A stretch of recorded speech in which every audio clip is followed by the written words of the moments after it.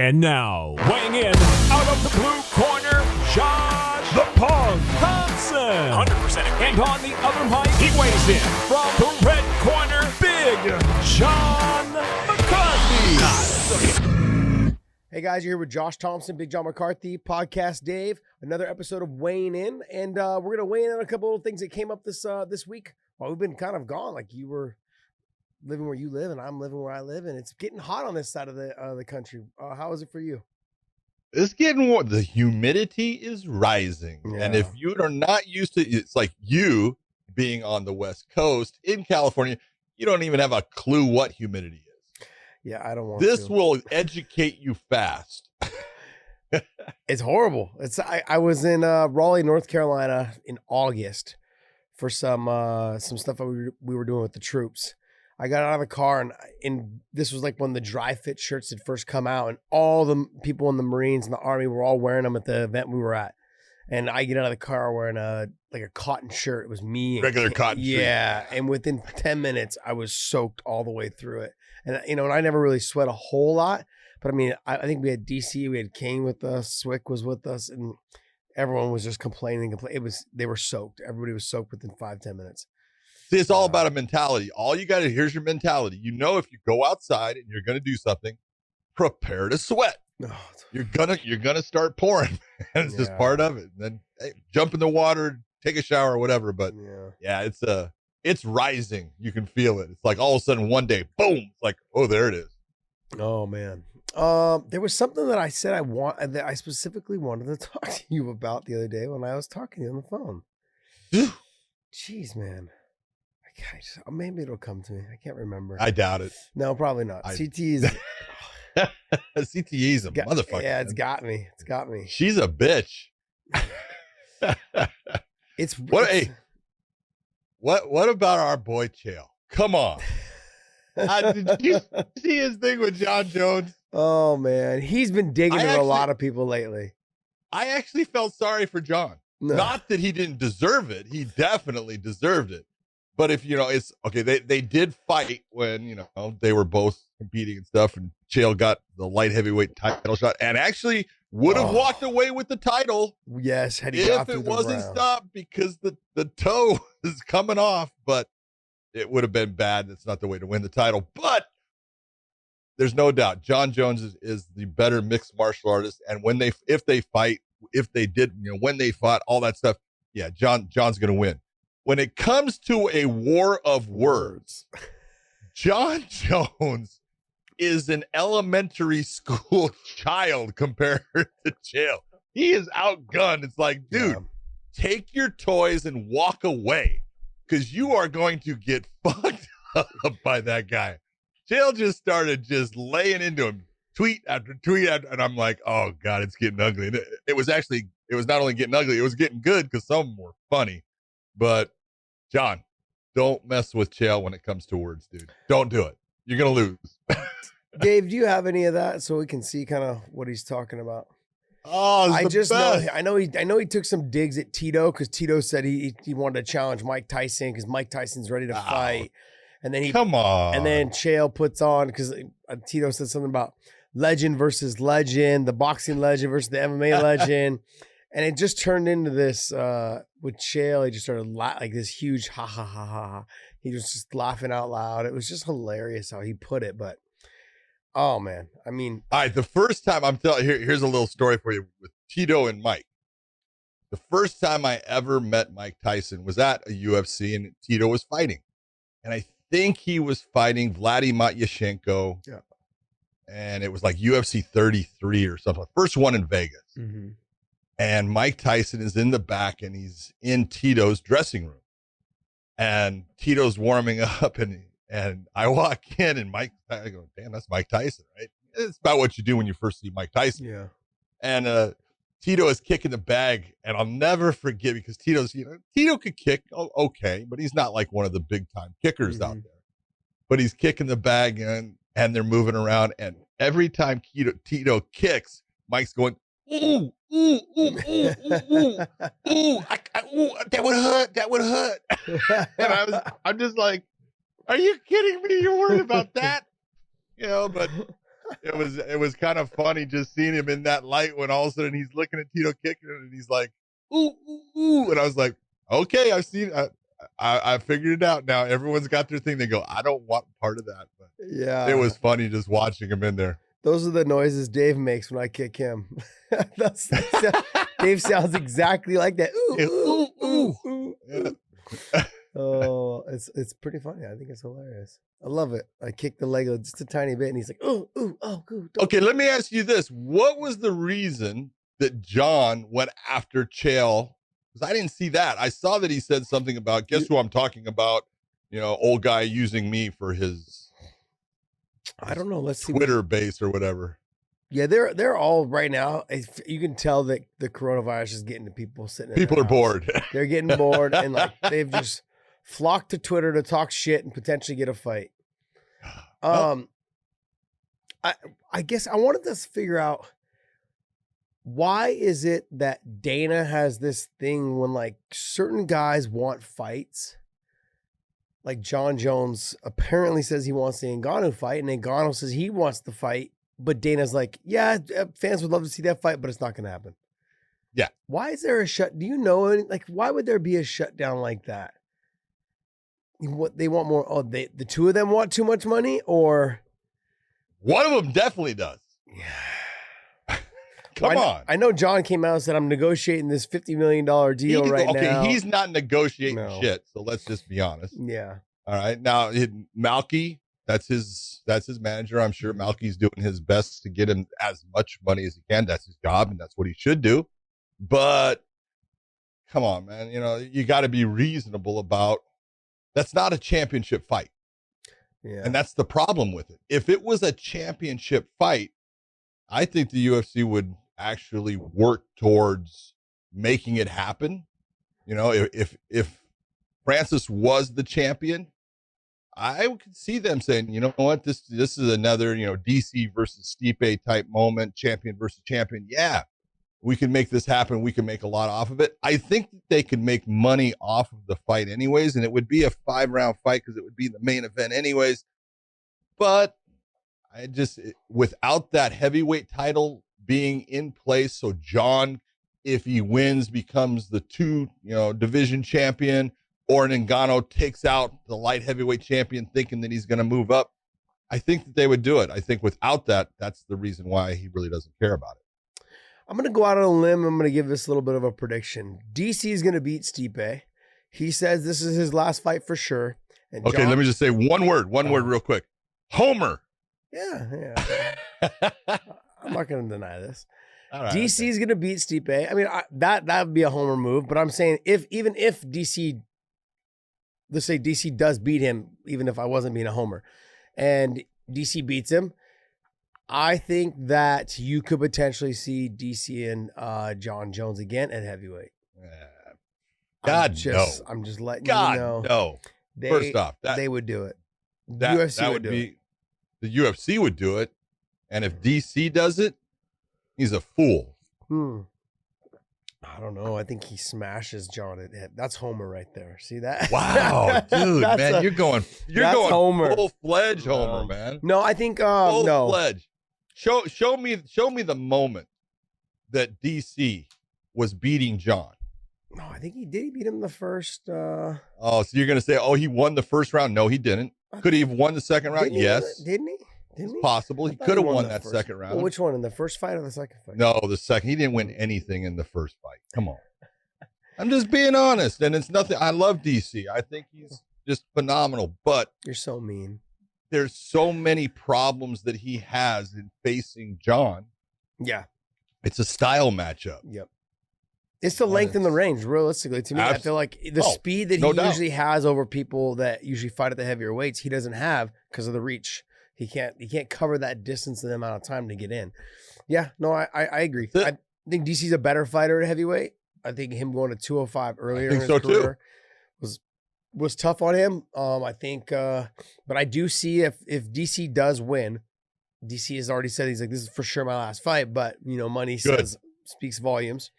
But yes, I think the UFC would be in. So does his wife, though. She speaks volumes, and I know she's about done with it. Yeah, maybe. Yeah, I mean, But I think we lost you. I'm hitting things now. Yeah, I got it. There you go. Yeah, I think that is one of those situations where there's just too much money on the line. I really think that he would end up doing it. Yeah, well, that would be a giant fucking miscalculation. Yeah. It would be a mistake. I think so. No. What does he have to win? Tell me. Other than satisfying this little fucking bit of his ego that possibly he could beat John and get that win. It's not like John has the title and he doesn't. Yeah. He's the champion if he had beaten Stipe. So what does he get out of it? When he could, if he beats Stipe, he then takes that trilogy, 2 fights to 1, and he walks away as the heavyweight champion. Now his legacy is set. He doesn't have to beat John. That's a miscalculation. It's not true. All right. I understand why he would want to, but the odds of it are not in his favor. And the fact that he puts an exclamation point on the end of his career, possibly with a loss to John, not a good thing. I just would like to see it. Oh, man. I don't know. You see, I'm being a better friend than you are, and you're the homer because you're wanting your friend to go out and fight someone that calculation-wise, that is not a good fight for him. Yeah. Yeah, I mean, I never said it was going to be a good fight for him or an easy fight for him or anything along those lines. I just said that I was trying to get to the point before I was rudely interrupted that it was that it makes sense for the UFC to try and put that together. If DC wins, and I think they dangle a carrot back in front of him, I think what it does is it puts Francis Ngannou at the back of the line again. That poor guy. To see those two guys get after it again, I think in the heavyweight division for the heavyweight title, I think DC would be enticed to come out of retirement, like a really short-lived one, for it to happen. And I wouldn't put it past him. I think the money, and I think with just it being John and him coming to heavyweight and DC feeling like he's better at heavyweight, I don't know. I mean, I'm not excited. Like I said, I didn't say it was a good fight for him. I just simply said I could see in my crystal ball, okay, the little tiny thing between my ears. I'm expecting something along those lines to happen because there would be no one else for him to fight. Like you could fight Francis Ngannou, but like it wouldn't bring in the numbers that John and DC would bring in. But I think Ngannou and John Jones brings in a pretty good amount of money as well. So I mean, I don't know. Outside of those fights, no one wants to see Stipe fight.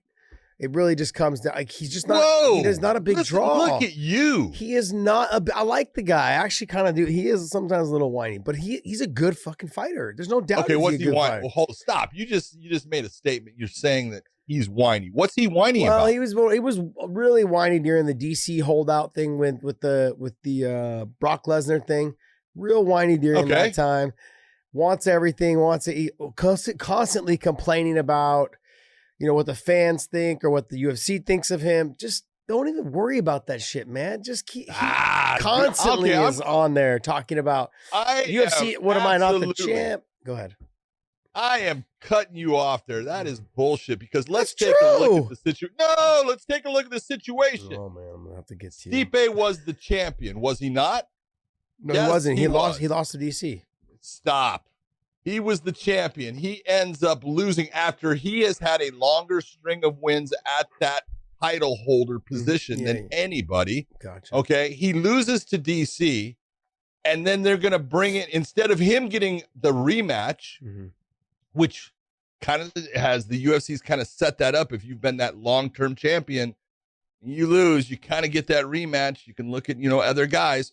So he's expecting to get the rematch, and they're going to bring in some guy from the outside because they can make money off of Brock Lesnar. I don't blame them. I understand it. And I understand why DC wants that fight comparatively.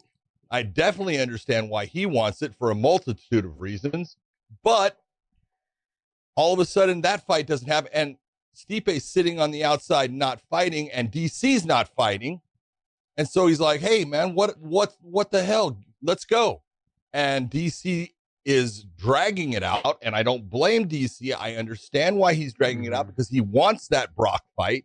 That's a big money fight to him. He has kind of tried to set that whole thing up. He knows he's going to beat him. So this is a great situation for DC, but I totally understand what Stipe is talking about. He was being held out based upon a fight that in the end did not happen. He was right. He comes back, he wins the title, and now he's in the position. And what do I hear out of DC? The same thing, but you're not talking about him whining. He's whining like just no more, no less than what Stipe was doing. You didn't let me finish. That Oh, was the man. comment. You didn't let me come finish. on. Go. The two of them sound horrible right now, back and forth. All But right, there you go. my complaint though originally was that even before, when he was champion, he wasn't getting the respect he deserved from the UFC. He was constantly complaining on Twitter about how he didn't care if the fans liked him or not. He didn't care if the UFC liked him. I'm the champ. I'm the longest reigning champion. All this stuff. Just fucking fight, man. Winning solves everything. Don't worry about all the other shit. And I liked him up until that moment. And then when the fight was going to happen with after he beat DC, or after DC beat him, and DC was supposed to get the Brock fight, at least he was talking about fighting someone who was a former UFC champion, someone who has fought in the cage. Soon as Stipe wins the title and beats DC, hey, let me fight Tyson Fury. I'm tired of all the guys wanting to fight boxers. Get out of here with that shit. Too. Get out of here. I agree with you on that. And I so agree with you. There on was a the little bit. boxing There was a bullshit. little bit of this. Hey, I'm gonna make you wait because you made me wait for Brock. Yeah, but Brock had actually fought before in the UFC. Tyson Fury has no desire to fight Stipe. Like it just doesn't. Whoa. You're gonna tell me that's not true? Wanted to fight? Who did? What? Are you telling me that Tyson Fury didn't come out saying I want to fight in the UFC? No, he did, but that wasn't gonna. He said there was no fight of them gonna happen. It wasn't gonna happen.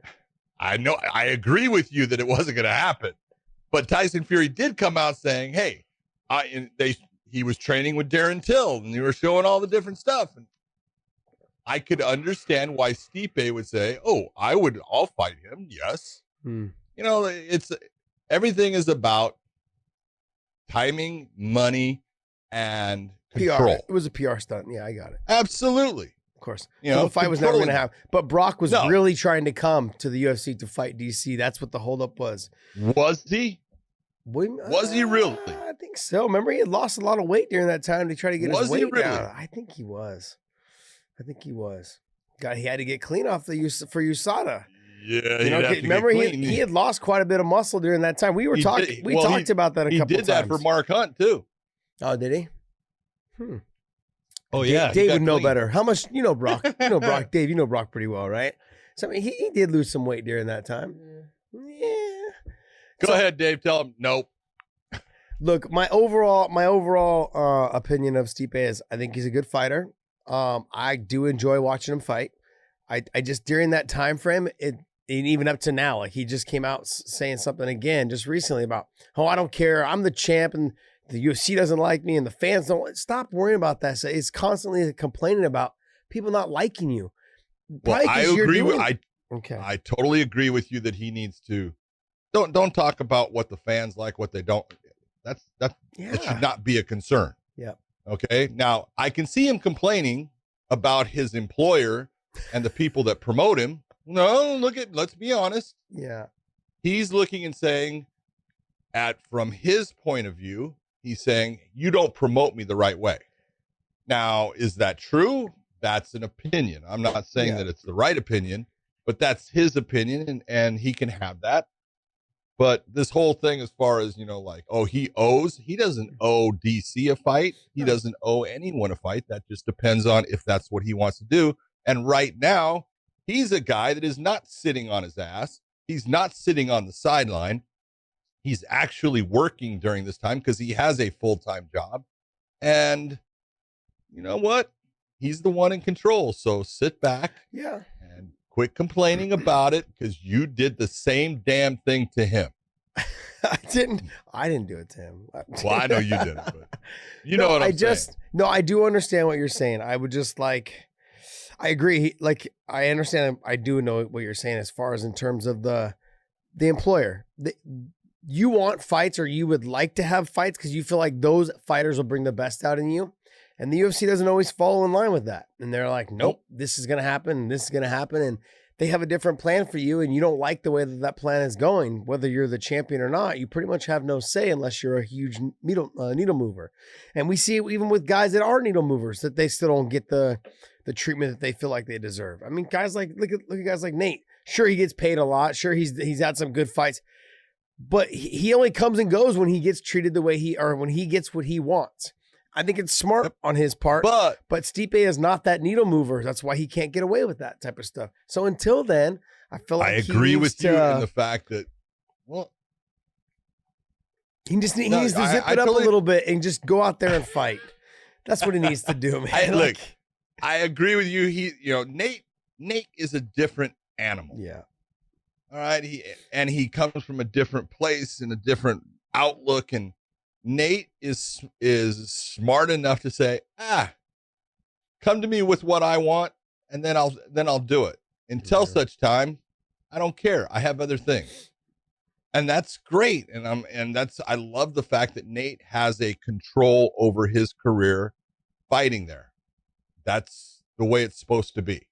You're right. Stipe doesn't have that same needle mover thing, but he does have that title, which helps move the needle.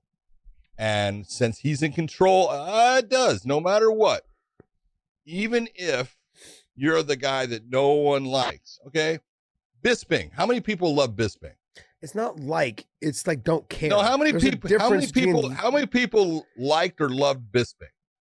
I could think of 3, and they're all his family members. Did I say 3? 4. Boy.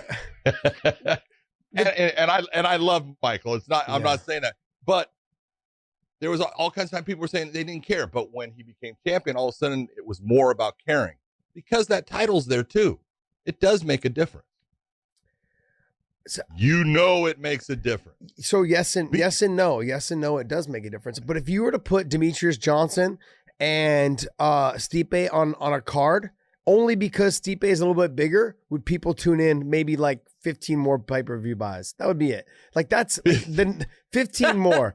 When you're talking 125-pounder versus the supposed to be the best heavyweight of all time, in the UFC, I feel like the numbers they'd overlap. They'd be the same numbers. The viewership for what he gets, I feel like I'm ragging on him now. Fucking just leave it alone. You are ragging on him. Look, there's a difference between people like with Floyd Mayweather, people hated him and want to see him get knocked out, or they liked him and they want to see him win. Stipe's in the middle there where people don't care. And that's the worst part. That's the worst part. Like at least you're right. John, if you want to be the heel, be the heel. Like John Jones should just perfect. And that was the whole thing. I think we started this with Chael and John, but that was the whole thing that I heard Chael say to John, when he was talking about him is, hey, dude, embrace it. Yeah. Just go with what you are. Be the heel. I think he's right. Yeah. Quit trying to be the guy that goes back and forth and all. Be the heel. Make it to where everybody wants to see you lose, and you never give them the satisfaction. Yeah. Great. Yeah, I feel like Stipe is almost on that path. He needs to go from Hulk Hogan to Hollywood Hogan real quick here. I had to give a little reference that podcast Dave would be familiar with. You got to tell me, Dave's eyes went boom. He just lit up. He looked at me like, what? This is awesome. Did you say Hogan? Right, did you say Hogan? Oh, no. Bring out the Hulkamania. Oh, man. Yeah, that's all I feel. I feel like it shouldn't have been that way. Like he is someone that I think could have been like I know he's got the most wins in the heavyweight division as a champion, those kind of things. But I feel like every time you have to remind people, he tweets about like, I'm the best heavyweight that's ever been, the UFC's ever had, this and that. And then it's not gaining any more fans and friends from that. See, that right there is hurting you because it's that Homer thing. Oh yeah. Because you're sitting there going, oh, my boy Kane would have beat him easy. No, I can't say that. I can't say that. You're right. Though. You can't say that. I would like to be able to say that, but I mean, and I think he would have, but I can't say that. I think he would have. Yeah. I will spit out my coffee, God damn it. Oh, that's funny. I'd like to say that. Okay, I will say, yeah.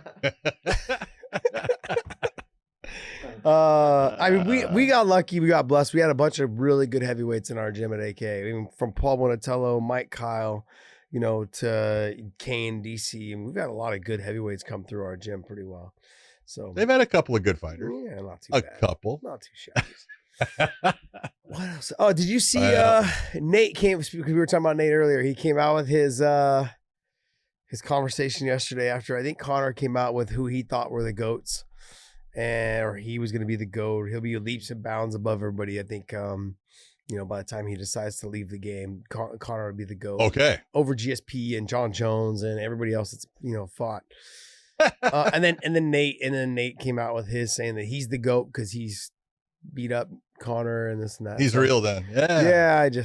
I was kind of cracking up, and I actually commented a couple times on the tweet, just, with a little thinking emoji, was that recall? I think, yeah, anyways. But it was good. We had a good conversation.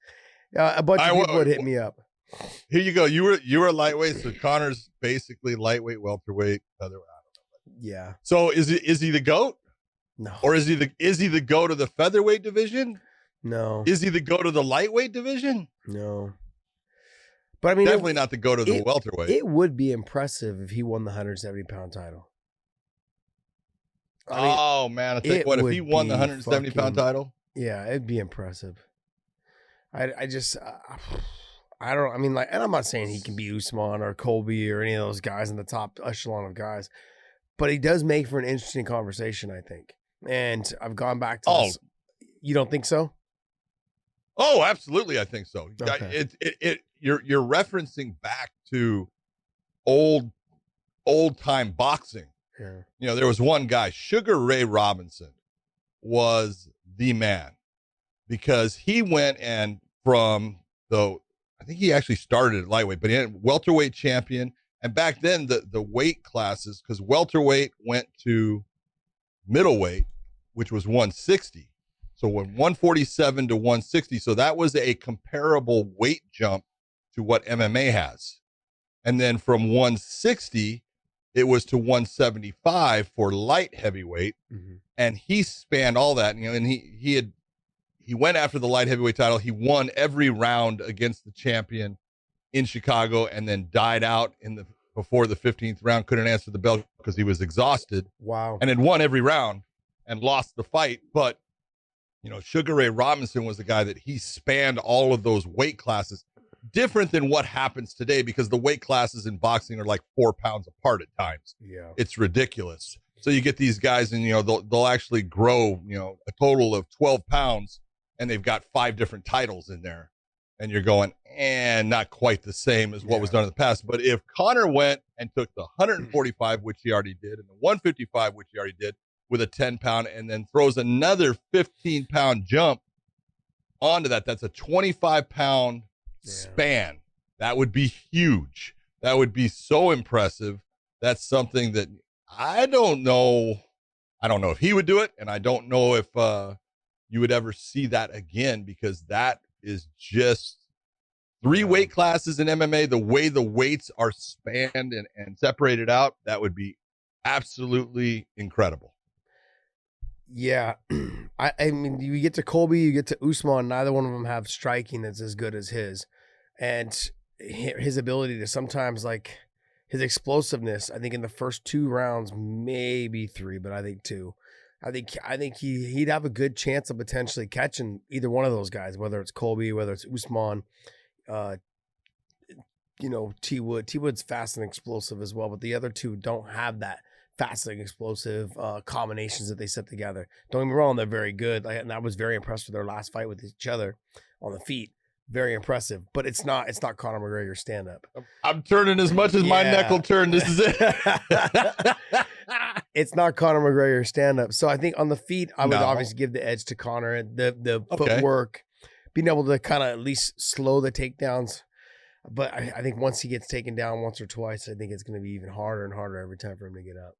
It makes for an interesting fight. No disrespect towards Conor at all.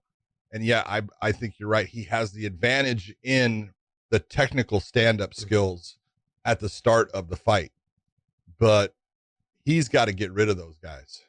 Colby or Yeah. Usman. He's got to put a lot of damage on them in that opening round and into that second round if you can't get rid of them, because the pace that both of them bring, the wrestling that both of them bring, and the durability that both bring. Because look at Colby has proven he's a tough, durable son of a bitch. Yeah. All right. You can't take it away from him. Usman has proven he is a tough, durable son of a bitch. You know, both of those guys, they both can take big shots. They both have gas tanks that are huge. Yeah. There's a lot of things. I'll give Conor a little bit in some areas, but man, there's a lot of things that go into those, you know, the toolbox on their side that are 100%. definite things that help you win a fight. Yeah, like I said, the longer the fight goes, that's one of those things. The longer that fight goes, it favors both the bigger guys. I mean, and not just because they're bigger, but because of their wrestling.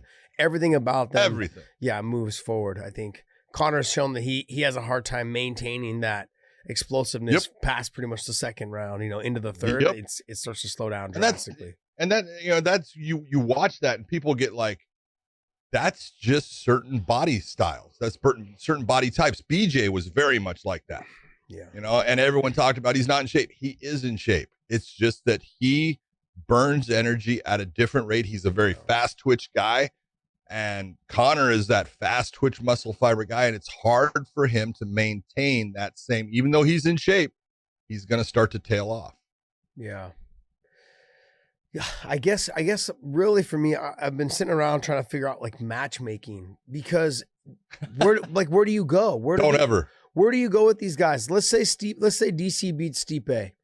Now you have a vacant title because now he's going to vacate. You're bringing him back for one fight. I know the UFC's like, hey, we owe you DC a favor for some reason. I want to say it was the Derek Lewis fight because he fought Derek Lewis with a broken hand. And so it was just one of those things where they said, hey, we need you to fight. You know, I think he had a hairline fracture in his hand. He basically couldn't hit with it. He didn't hit with it the whole training camp. But then where do you go after that? Then you have Ngannou and Stipe. Do you bring John Jones in then to kind of maybe spice it up and bring some more attention back to the heavyweight division? At 170. Yeah, at 170, where are we at? Is Conor in that mix at 70, or is Conor going to go back to 55? He said he wants to stay at 70. Where's that put? You got Leon Edwards waiting, basically, and you've got T. Wood fighting Burns. That's a fucking amazing fight. That's a good fight. That's the fight I've wanted to see. That's a good fight. That's a really good fight. Man, it's going to be good. I'm going to have to go. I'm going to have to lean towards Dorino. I'm going to tell Gilbert. Look at you. I know. I'm a T. Wood fucking fan, man. I think Gilbert has to survive 2 rounds. Yeah, he's got to go into that fight saying, "Hey, it's okay if as long as I keep myself fairly undamaged, make it a little bit harder, make him have to work. I don't have to really I'm not going to go for takedowns on him. I just want to make him work with his footwork and make him have to press a little bit. Don't get damaged, and then the 3rd, 4th, 5th round, just turn it on and make him start to wilt." I think Gilbert's got a good shot at that fight, and he could submit. You know, he's got great submissions. Oh, so good on the ground. He's so good on the ground. He's super impressive. His striking's come a long way. He's so fast twitch. He's got to settle the feet a little bit more. He kind of bounces all around, you know, and as the fight goes on, it's, you know, if you're one step behind, you end up getting caught. You put yourself in a position from all that bouncing around, you could potentially get caught. And you don't want to be there with T. Wood. Are they the main event? You would think that they would be. Oh, yeah, that's got to be I think the main they're, because I heard Cynthia Cavillo and Jessica Ai is headliner. It said headliner. I don't know if that means. It may be co-main. Co-main. If that's on the same card, there's no way that Jessica Ai and Cynthia is going to be ahead of T. Wood. It's the co-main. Tyron Woodley is the main event. It's the main event. Yeah. What's the date on that? June what? 6th. June 6th. So May 30th. May 30th. Well, that one's May 30th. That's Because they got one May 30th and June 6th. That's this weekend then. Not this weekend. Sorry. No. Yeah. There you go. You're right on top of that one, aren't you? I know. I'm surprised I remember what fucking day it is. You know. What else? As far as the welterweight division, like you've got Leon Edwards in that mix. You've got Leon is sitting out on an island right now, and it's not Fight Island. You know? Yeah, he's stuck. It's man, in a really bad spot because this guy has worked his way into being one of the top guys in the division. He deserves everything, and he's stuck. He's stuck, because of what has happened with this whole, virus thing, and got the fight taken away with, Woodley and stuff. And I actually thought that was a very good fight for him. Yeah, it was. I thought that was going to be a hard fight for T. Wood, but it never happened. But he's in a position where, are they going to just put him against Usman? I don't think so.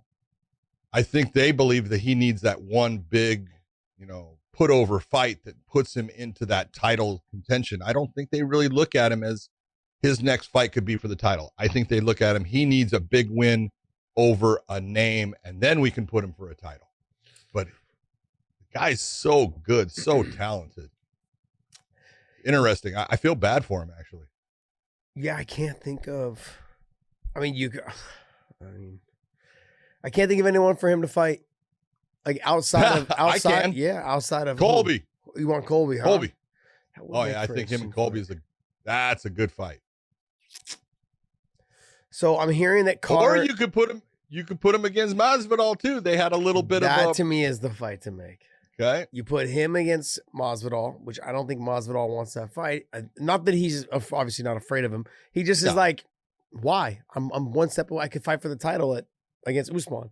So why would I fight a really tough guy, potentially lose, and then my stock drops, and he could fight for the title and be like, hey, well, I lost to the champion. You got to make it a close fight. If it's a close fight, I don't know. I think I'd like to see Masvidal and Leon Edwards, but if it doesn't make sense, as far as for Masvidal, I think he needs to make that jump up to not heavyweight, but up to the title and fight for the title. Yes, I look at Masvidal, and honestly, the one fight that I look at that I go, that's the one fight I don't want to see him in is the title fight. I don't want to see him against Usman. I would love to see him against Leon Edwards, and I would love to see him against Colby. Yeah, that's a good one too. Both of those would be just awesome. But so this is exactly what I'm talking about. This is what I'm talking about with Stipe. When we're having the conversation with Stipe, when we're having the conversation with Stipe, you can't win this. When we're having the conversation with Stipe, you just brought up 3 guys you'd like to see Masvidal fight. Yeah, I don't think I've ever brought up anybody I'd like to see Stipe fight. And that, I'm not like this is that conversation we're talking about. Is that when we start thinking of who we want to see fight, Masvidal comes up on our list like probably 3 or 4 times, easily 3 or 4 times. Could see him fight Conor. Could see him fight Leon Edwards. Could see him fight Usman. I wouldn't mind seeing the Usman fight because it's for the title. Colby Covington for sure. The 2 of them talking shit would be fucking amazing. I mean, there's fights in there. We could bring up Masvidal's name a bunch of times to watch him fight. You don't do that for Stipe. And I think as a heavyweight, we should be dropping his name in every turn. We do it more for Ngannou. I'd love to see Ngannou and Derek Lewis fight. Or it's like one of those things. We bring him up. God, that was the worst fight ever. Please don't ever do that. I'll go blind. But there's guys. We would bring up Ngannou. Yeah, him and John Jones. Him and so and so. Him and so. It's like, but you don't do that for Stipe, which is there's something there that's missing, and at heavyweight it shouldn't be missing. And I mean, I know it sounds like I'm still bagging on him, but I wanted to bring that up because you brought up 3 or 4 guys for Masvidal to fight. But when we do that with other guys, you either want to see him or you don't. You don't even care if you don't care enough for them to watch them lose, or you don't care enough for them to watch them win, then what are you watching them for? And not a lot of people would really care. And so I think it's sad to see, I think, at the heavyweight division. Because like I said, that leaves it in limbo. If DC wins and then he vacates the title, then what? The UFC, they've already shown they're not really trying to push him all that much. Where does he go? You just lost to DC, and then, you've lost to him twice. Now you're going to fight Ngannou again, maybe possibly for the title. Ngannou and John Jones for the title, maybe at heavyweight once DC's out. That I don't know, really can't think. Alistair Overeem just had a good performance, and was looking good against Rosenstrike before that. Rosenstruck. Yeah. And then he lost with 10 seconds left. But I mean, he was looking good. Thank you to our girl that actually gave us the correct pronunciation. Yeah. Of Rosenstruck's. Yeah. Even though I still hear it wrong all the time. I couldn't understand what she said. She said it very nicely, very eloquently. There you go. Yes. But I couldn't. Yeah. Oh man. So what else? What else was there? Dave, you got anything for us? No, that's pretty much. That's it. pretty much. Then You have they just set up the fight with Amanda Ribas against Paige Van Zandt. mm, Do you think the UFC is trying to get Paige beat because she hasn't re-signed a contract? I would say possibly. I mean, but it happens. I mean, that's what any smart promoter would do that, you know? They know Okay. they know what they're doing. I mean, they've over the years just figured it out, you know? Over the years, Yeah, figured it out. took them some time, man. They figured out their style. Yeah, Tito was the guy that kind of, I think, started setting that, but he tried to leave and start his own fight promotion and all this other stuff. And then BJ Penn did the same thing when he left and started his own fight promotion. So they've had experience with fighters, you know, and what fighters will do. And so they've done a good job at altering their contracts to make sure that when you do leave, no one's gonna ever want you. it really is one of those old bitter girlfriend moves, you know? Like, Man, it is. the, ugly. the old girlfriend calls up all the new girlfriends. Yeah, he's got herpes and all. Ooh. Bitch, doesn't that mean you got it too? It's like, but yeah, No, that's I don't got it. that's kind of what they do. It's good though. I think that's the game. Got to just win. That's all you got to do. Just keep winning, and you don't have to worry about that conversation. That's You true. know, If you keep so- winning, everything takes care of itself. Well, she got shafted with a bunch of injuries to her forearm, correct? Oh my God. Just off of that one spinning back fist that she landed a little bit off that broke her arm. Yeah. She's had a lot, you know, and that happens with some injuries. You know, you talk about like Luke Rockhold kicking Yep. that, you know, you land one kick on someone and they check it the right way. And that injury just keeps resurfacing Yep. time after time. It just never heals correctly. That might happen to Paige with that break. You know, you hope not. I feel bad for her if that's what occurs. Yeah, that's like I don't know if you guys watch football, but Rob Gronkowski, same thing. He broke his forearm one time, and Yep. And then after that, it just kept re-breaking, and that's the same problem that I had with my ankle. So I was supposed to fight Gil for the second time after I had beat him the first time. I broke my ankle. I put a metal plate in with 9 screws, and every time I would go to kick after the doctor to give me clearance, and after I had already given the full 10 to 12 weeks, I was allowed to finally start kicking with it. It didn't matter. The bone would break over the plate every time. So three times in 18 months, I broke it over the plate because that uses like a fulcrum, right? Where the bone just goes over the edge of the plate. And every time, eventually it just calcified over enough to the point where it wouldn't break anymore. But for 18 months, I spent trying to, not do anything. And the forearm, I would imagine the same thing. DC's got one in his hand. And he said every once in a while, he'll be playing around and someone will hit him right on the plate. He's like, and it hurts so bad. And the same thing with my ankle. Anytime someone tries to, do something like as far as like an ankle lock or anything like that, if it's not in the right position, it tweaks really hard. And if you look at something like my past fights after I fought Gil the first fight, I stopped kicking to the body because it hurt me more sometimes than it hurt the other person. Just like Especially when they block right. Mm-hmm. Yeah. There was who I was gonna say somebody else that also had it. So Paige had it. DC had it. There was a couple other people that I had known that had them like in their forearms, and they would check kicks and they could feel it. And like, it's sometimes not even worth like putting your arms out there. I just keep my elbow in my ribs and let you kick my bicep, or my shoulder. So, what cards? What other cards do we have coming up? They haven't really announced any cards yet. May 30th is the next one. Yeah, for that's this UFC. weekend. That's going to be a great fight. Who else is on that card? Do you know, Dave? Yeah, I got it right here. Just so you know, the Nunez one is a week after that as well. Nunez Amanda Nunez against Felicia Spencer. Yeah. I got so much shit because I was sticking up for Felicia Spencer. When we talked Oh, about why? it, She's awesome. she's good. She's good. She is exceptional on the ground. Can she get it She there? is, and I hate saying this about a lady. I know it's not the nice thing to say, but she's so heavy on the ground. She is. It's like, it's. Yeah. I'm giving a compliment, and someone's going to say that I'm, saying something bad. I'm not. On the ground, she is super heavy. I've watched a lot of girls that can grapple, try to get, move, and they have a hard time moving underneath her. Obviously Amanda is the one that has the superior stand-up game, and she needs to keep, this is what makes Amanda so good, is she's so good at making now her opponent fight in the realm that she decides the fight needs to be. When she's fighting someone, like a Spencer, she's gonna keep that fight on the feet. When she's fighting someone like Germaine, she's taking Germaine down and using her good wrestling and her good ground game to just wear down Germaine and stuff. That's what makes Amanda, so good right now. The question is, can Felicia get her down and make her work off of her back to where she gets a little tired, and then that fight can actually change course? Yeah, I think Amanda has been lately, and not lately, for a while now, she's been shown that she slows down in the third and the fourth rounds. And she's always. Yeah, she's always kind of like, she comes out really fast and explosive in that first round. Second round, she starts off very much the same way, but it only lasts about maybe 2 minutes of the second round. And then she dies down as the fight goes on.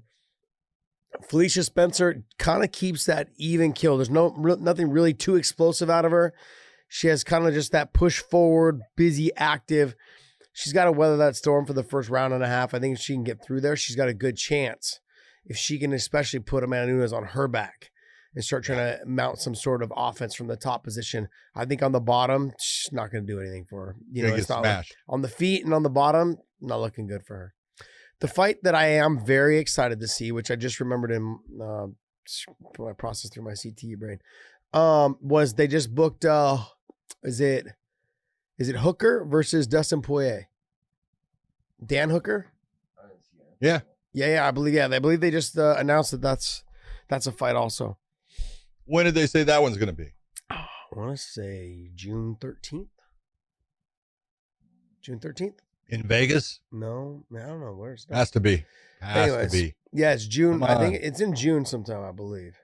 But I just saw it yesterday. It seemed like it was announced. It was on Dustin's, I think, IG page. Anyways, I think that, what do you think of the fight? I think I want to hear your opinion first. Well, first off, I think Dan Hooker is an outstanding fighter. But I think his style against Dustin, it's not a good fight for him. There's, style-wise, Dustin Poirier in the stand-up, especially now at 155. I didn't like when Dustin was at 145. I didn't think that was a good weight class for him. I thought he was cutting way too much weight. I think it hurt him. But I think now at the 155, that's exactly where he needs to be. He's still big there, and Dan is big there. But Poirier's skills, wrestling-wise, he's got an advantage over Dan. And his wrestling takedown, Dan's going to have a super hard time trying to take Dustin down. Yeah. It's not going to work for him well. And in the stand-up, I just like the kicks and the way that Dustin sets up his kicks behind his hands against Dan. I just think that style-wise, this is not the right. Dustin's not a guy that comes straight forward at you. Like a Paul Felder is a guy that normally comes straight forward towards you. Yeah. He comes with a more Muay Thai style, coming straight forward, not a lot of, lateral movement. Dustin gives a lot of lateral movement right now. Dustin's got it down, and he is the full package. And, you got to, this is why you fight the fight. I love Dan Hooker, but style-wise, I give this one to Dustin Poirier. Yeah, I'm wondering if it's a main event. If it's a main event. Has to be. You think so? Has to okay, be. so five rounds, main event. Yes. I think Dan showed that he slowed down against Felder in that fourth and that fifth round. He's got to fight that long-range fight. He's got to fight long jabs, long push kicks, he's got to stay long, and he's got to use his speed. And if you can't maintain your speed, trying to stay long in that fourth and fifth round, that opens you up for some good counters. And Dustin, I think, being as experienced as he is, fighting basically the who's who of 45 and at 55, I don't see how he loses this fight. I think just physically, he's going to walk Dan down and just be able to touch, threaten the takedown a little bit, and then you can't even compare. Take a look at and this is nothing against Dan. Like I said, I love Dan Hooker. I think he's great. But take a look at the resume of who Dustin Poirier has faced and then who Hooker has faced. I mean, just the level of competition it's incomparable. Yeah. It's not. Are you trying to use MMA math? Because it's No, I'm not trying to use MMA math, but I am saying that as far as opponent wise, I see Dustin having faced many people that have skill sets that match up to what Dan Hooker has or even exceeds it. And I don't see the matchups where Dan Hooker has faced guys that exceed the skill set of Dustin Poirier. Yeah. Interesting. I think it makes for a good fight. It's gonna be exciting. I just would have liked to have seen Dan fight somebody else before he got to Dustin. It's a tough fight, tough task for him. But didn't he call out Dustin? I think he did. I believe so. Yeah. This is where it comes down to that one. Be careful what you wish for. Yeah. I've been smacking podcast Dave around here for a while, and he learned to accept it. He likes it. He likes it. Anything else? Hey, you were gonna tell us who's on that card. Do you have it? Yeah.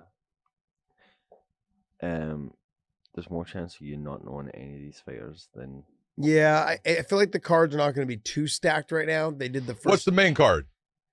So the main card, co-main event is I don't even know how to say these names. Blagoy Ivanov versus Blagoy.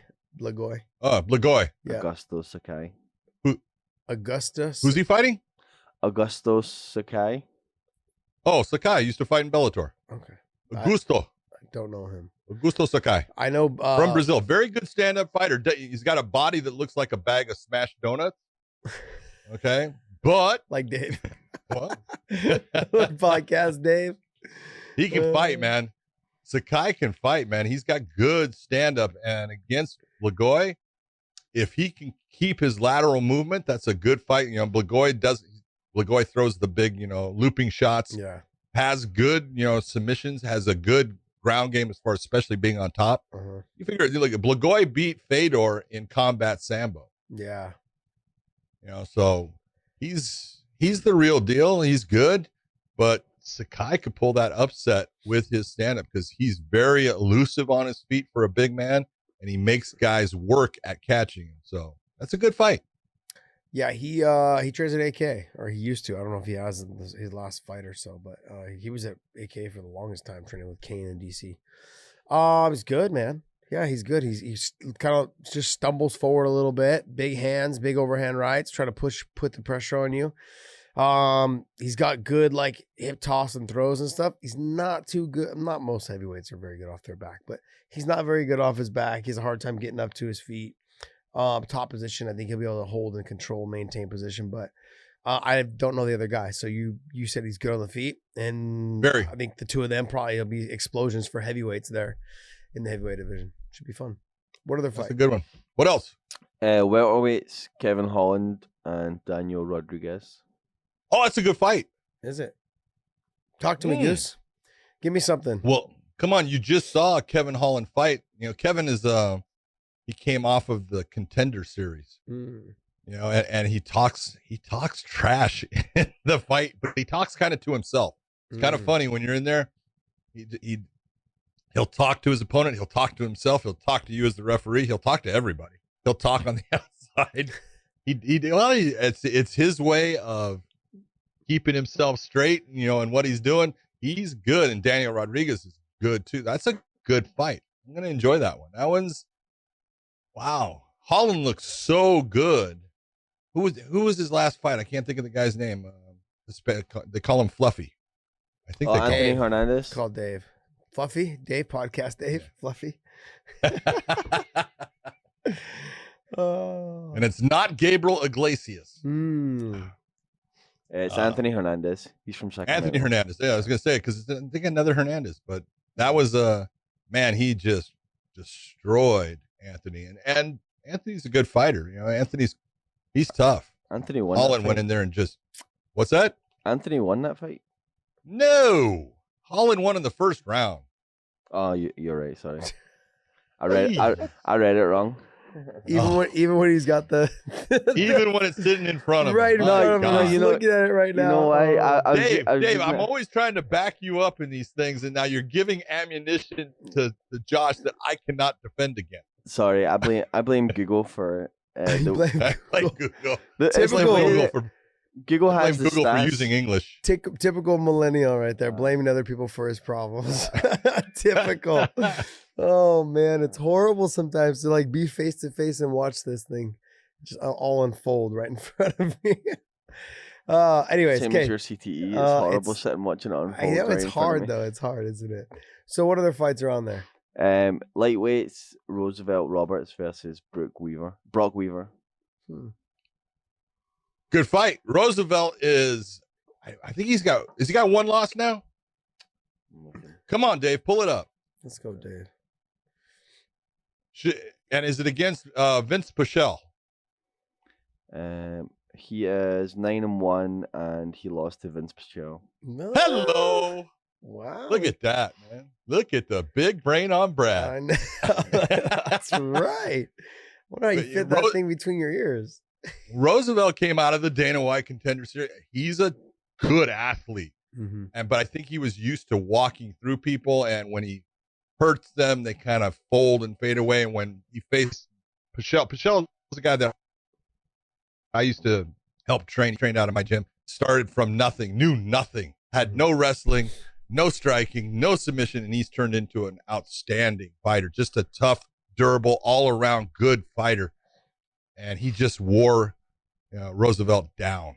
Roosevelt couldn't get rid of him in the first round, and then Vince just kept putting the pressure, wearing him down. So I think he learned from that fight going against Brock Weaver. Brock Weaver's tough, grinder, and he's going to have the same type of fight that he had against Pichel. So he better have learned from that loss to Vince Pichel, or he's in trouble against Brock Weaver. You don't know who he is, so you don't have to say anything. I understand. I know. I was actually going to completely just jump to something else because. Okay, go ahead. Make the jump. No, I want to know what fights you want to see happen in just period in any promotion, whatever it is. What fights do you want to see happen that you think we need to have happen this year? Let's see. I'll say promotion wise, UFC. I think I want to see.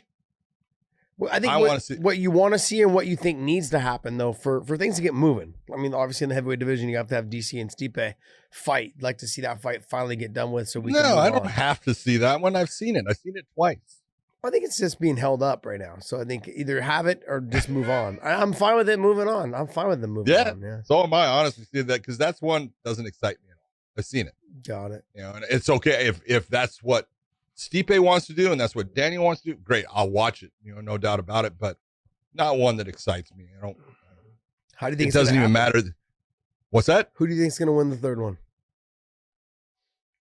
Oh man, there's so many variables in that. I think DC has all the tools to beat Stipe again, but DC doesn't fight like he used to. Yeah, he is a different fighter, and this is not saying anything bad about him, but he's slowing down a little bit. He's gotten too heavy. Ooh. He's too heavy as a heavyweight. He's carrying too much weight. Can't talk that way. I'm just being honest, man. He's carrying so much weight that it's starting to slow him down. He doesn't like to wrestle because he has to work hard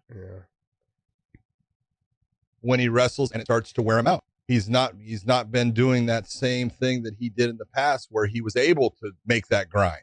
And so if he fights Stipe in any fashion like he did in the second fight, where he utilizes his wrestling in the first round but can't get rid of him, he's in trouble, because Stipe knows his weakness now.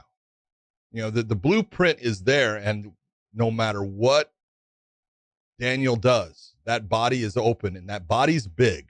Yeah. And there's a lot of target area there, and I don't care who you are, you start taking body shots, it's like punching holes in your gas tank. That energy is going to drain out fast. So you've got to figure out, how do I keep that from happening? And that's not an easy thing to keep from happening if someone is good at going to the body. Mickey Ward made a living in boxing off of going to the body when everyone knew that's exactly what he wanted to do. This doesn't matter. It's hard to stop. And so DC's got a lot to make up in that area. So I look at it, it really depends on how heavy. The heavier DC comes into the fight, the less chance I think he has of winning. Interesting.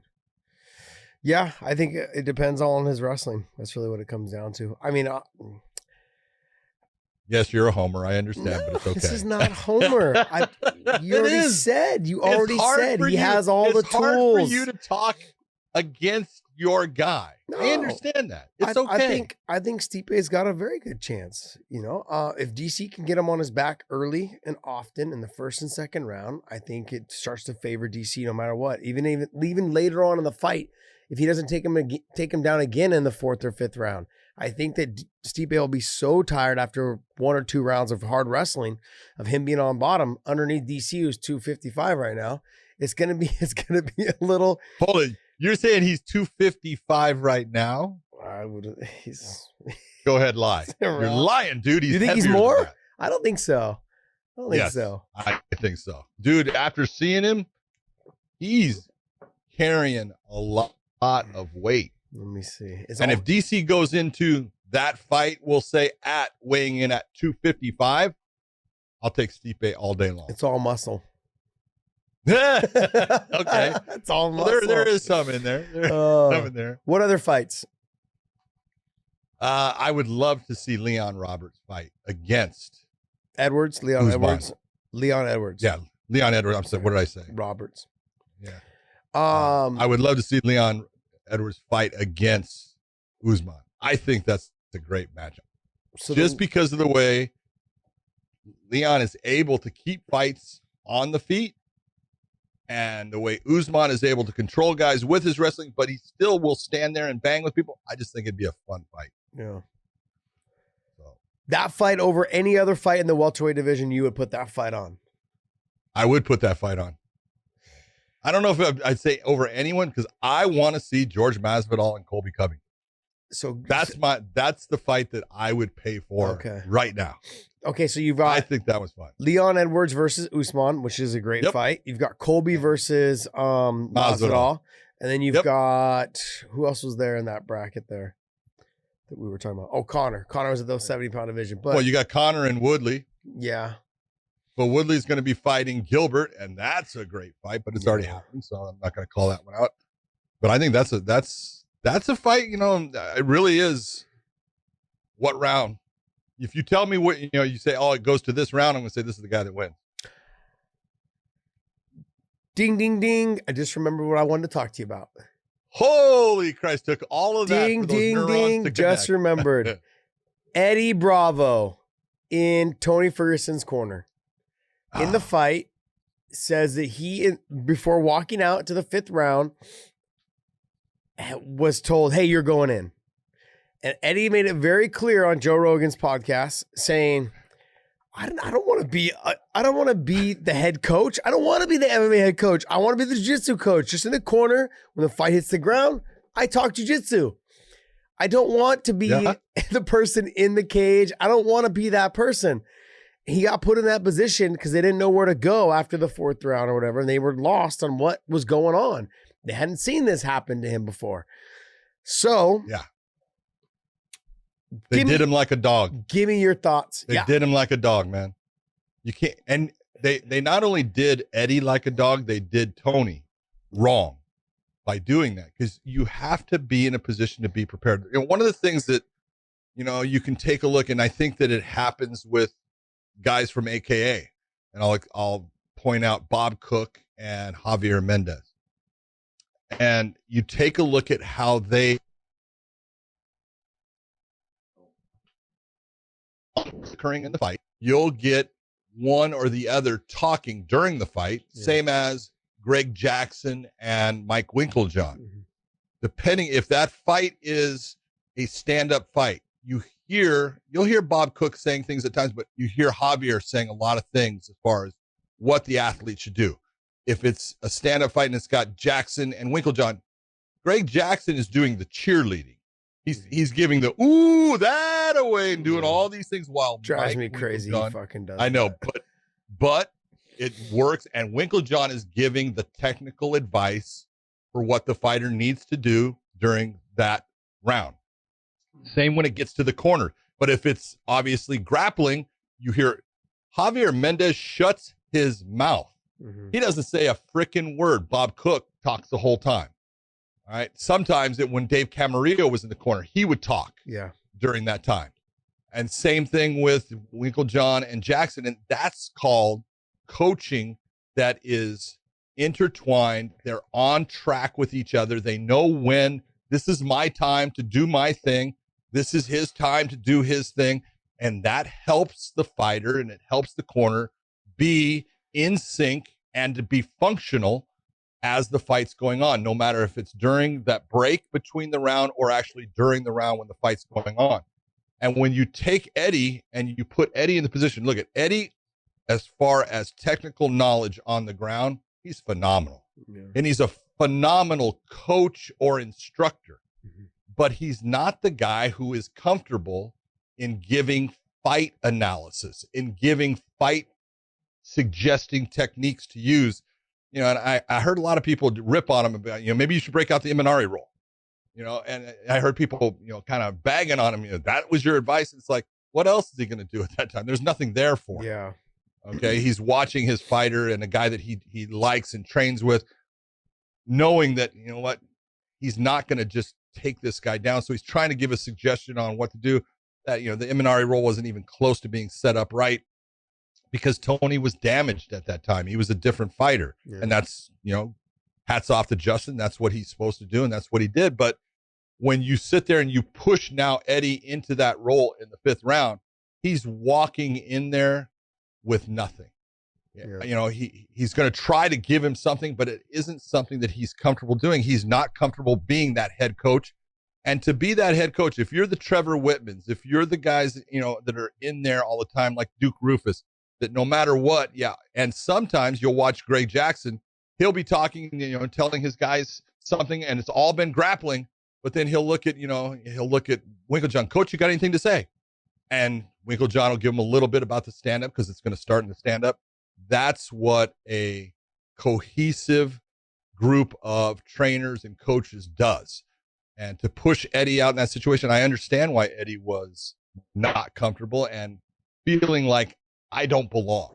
He obviously belongs when it comes to talking about grappling. Yeah. He knows the grappling world as good or as well as anybody out there. But to put him in that fight sequence where he's now the head guy trying to give his guy who's been getting crushed now basically for 4 rounds, I'm going to give you the advice that's going to save you. Yeah. He doesn't have that ability, and you can't blame him for that. No one does. First thing that came to my mind was Mike Tyson. I was thinking Mike Tyson against Buster Douglas. Buster Douglas in Japan. Yeah. His corner they didn't have an in-swell. They didn't have ice. They didn't have a towel. They barely had water. You talk about homers and saying, oh, our guy's going to walk through them. Yep. That's why you fight the fight. And so sometimes there's really dumb people involved. You got to remember, during that Mike Tyson fight against Buster Douglas, they didn't have an in-swell. So what they did was they filled up a rubber glove with water and just rolled it on his eye, like that was going to help get the swelling down on his eye. And that's the first thing that came to my mind. And I don't even know Tony's corners outside of Eddie. I just know that I think they've gotten so used to someone winning, because what was he on, a 12 or 13 fight win streak? You've gotten so used to someone winning and him doing it all on his own style. Probably didn't do a whole lot of listening to his corner throughout those fights that he was able to win, me being one of them. And so I think when it got to the point where they had never seen him in any like this type of trouble before, they didn't have a solution. They had no solution for any of that, for anything for him to do. Throwing Eddie in there, coming into the 5th, I got you. Throwing Eddie in there, going into the 5th, though, that makes it even more upsetting. Just more chaotic. More chaos that's all inside there. And I feel not just bad for Eddie, I feel really bad for Tony. Yeah. Because I'm thinking to myself, we've had this conversation several times. If you are not capable of mounting some sort of offense, whether it's on the ground, whether it's in wrestling, whether it's on the feet, you need to start thinking about, if we're down 4 rounds, maybe, 3-1 or 4-1 or 4-0, you got to start thinking as a corner, let's just stop it. We'll fight another day. It's not our night, man. It really isn't. There's no way this should go any further. And I know Tony's a guy that will go ahead and bite down on his mouthpiece and get after it. He's already proven that. But I think with the same thing with the Anthony Smith fight, you've got to start, corners need to start evaluating what they are doing and how important that person is to you as an athlete and as a friend. I think Eddie, like he had said, never wanted to be put in that position, but Eddie being his friend for so long should have started thinking about, hey, let's maybe think about stopping this fight. If it's not going his way, the cuts, the gashes, all those things that he had, just the damage and the clean, hard shots that he was taking in some of those exchanges, I think it started getting to the point where you need to have corners that understand, like, hey, maybe we should just fight this another time. And I didn't see that from them. And like you said, coming into the 5th round, more chaos. When you start switching corners like that and putting someone in there that has no idea. When Eddie said, I didn't have my glasses, I said, you don't need to fucking see him. Like, you just get to talk to him. I started cracking up when I heard him say, I don't have my glasses. I started cracking up. I'm like, you're going to the corner. But I understand. To defend him with the Imanari role, he said it. He's like, look, had this started off like in the first round, you put me in there in the beginning, I would have said, let's go Imanari, let's maybe try something like that, because you're dry. It's easier for me to grab you. It's easier for me to pull you back in. Yeah. We're in that dry, sticky phase, versus in the 5th when you're sweaty and bloody and there's no way I'm getting a hold of you. And if I do, you're just going to slip out. And so it looked very amateurish for him to do that. But the problem though was, he was put into a position that he didn't want to. Never chose to go to that position, and it was just in the worst moment you could possibly put somebody in there. And he did that to Eddie Bravo, and I felt bad like for Eddie because it puts him in the position where it causes more chaos. But I felt worse for Tony, given that the corners need to be a little bit more organized and understand, like, hey, if things aren't going this way, we have to communicate better. Just for our fighters' safety in general. Period. Yeah. I totally agree with you in everything that you're saying. And it's one of the things that you hear fighters say, hey, don't let me go out on my shield. You did. Even if I stopped the fight. Yeah. You did go out on your shield. I let you go out there and give everything that you can give. And there comes a point where, I'm pulling you out before that final sword strike through the middle of your heart goes down. Yeah. But you didn't quit. You're going out on it. You gave it everything that you have. If Tony would have been pulled out of that fight earlier, would it have been better for him? Yeah. I'm not saying that I can say that those last shots are going to change his career and he's never going to be the same. I'm not going to say that about Anthony either, but I have seen it. I have seen where a fighter ends up taking so many shots that they are never the same. And it's always good when you have a corner that is in tune with the fact that, hey, we've given it everything we can. I can't ask anything more of my guy, and there's no way he's going to win this fight. You have to be rational and look at things in a logical fashion. And, that's something that hopefully, I think, since these things have been kind of coming out a little bit more, hopefully more and more corners are starting to look and evaluate where their fighter is during, that fight. Sometimes the referee being the guy that comes up and says, hey man, what are you seeing? Are you seeing what I'm seeing? And I've done it with corners. Hey, are you seeing what I'm seeing? I want you to watch your guy. And I can tell you, I've done it with guys like Greg Jackson. Mm-hmm. Hey, Greg, watch your fighter. I don't like what I'm seeing. Mm-hmm. And he goes, I know, John. Okay. Just want to make sure that you're seeing what I'm seeing, because it's all about, this is competition. And you don't want to see someone altered physically for the rest of their life because we've let them go too far in that competition when they were no longer competitive. Yep. No, I agree. Yeah, we had a couple boxers that were here locally and that were, high-level guys, fought on Showtime, fought on some other HBO shows and some fights, but top-level boxers. And 2 of them had taken so much damage fighting, well-known guys. And one of them ended up losing his eye, and the other one has like a lazy eye, just from taking too much damage in specific fights that they shouldn't have. In one fight, you know what I mean? Like I'm sure there was damage from before, but in one fight, it was the cause of, them losing their sight or them, having a lazy eye. And it sucks to see that as a corner, you got to take that into responsibility. Yep. So, all right, my man. Well, hey guys, thank you so much. Appreciate you guys tuning in. Hit YouTube, hit the thumbs up, and hit the subscribe button. We appreciate everything: iTunes, SoundCloud, Google Play, all those things. We're on all the platforms. And Podcast Dave, Big John McCarthy. Make sure you guys follow us on Instagram, social media. It's Wayne and Show on IG, and then Big Podcast Dave on Instagram. Correct? Podcast 1. Podcast 1 on Twitter. Actually, Twitter. I changed it. I got Whoa! I got rid of the one. There's no one anymore. Thank God. Jeez, Well, man. it wasn't available like 2 months ago or whatever. Well, I like the fact that you were number 1. What are you talking about? You just got rid of it. Exactly. That was the only thing that signified exactly your placement. Well, I was number 1. Now I am the only one. The Oh, okay. Excuse me. We're stuck with him. All right, guys. Hey, thank you so much, and we'll see you guys next time.